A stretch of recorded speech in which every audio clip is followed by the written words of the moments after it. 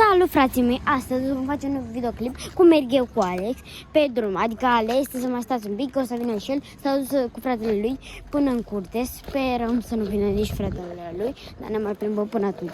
Haideți să mergem, că am încărcat bateria full la trotinetă. Uitați, avem de toate, avem stickere, dar este cam veche, este murdară, nu vă mint, dar și mai este și tocită. Este și tocită ratele pe spate.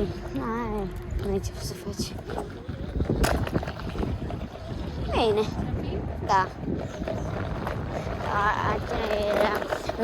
Era un fel de verișoară de lui mami, dar aia.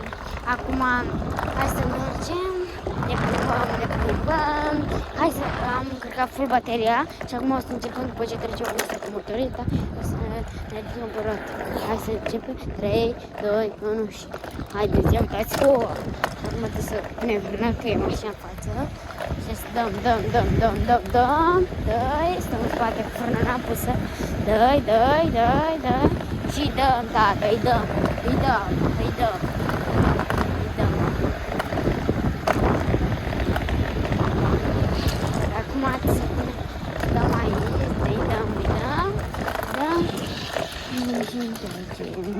Și întoarcem. Acum hai să ne ducem tare, ne ducem rachetă.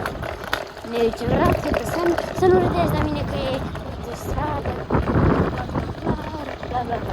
dar eu la țară, frate, la țară e foarte mult. Dacă aș fi eu președinte să aia, dar nu aș face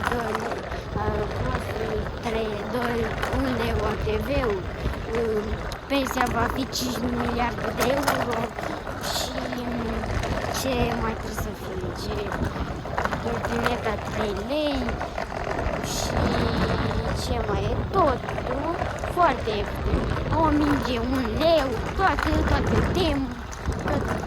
aplicațiile să fie gratis și dacă vrei să cumpere bani pe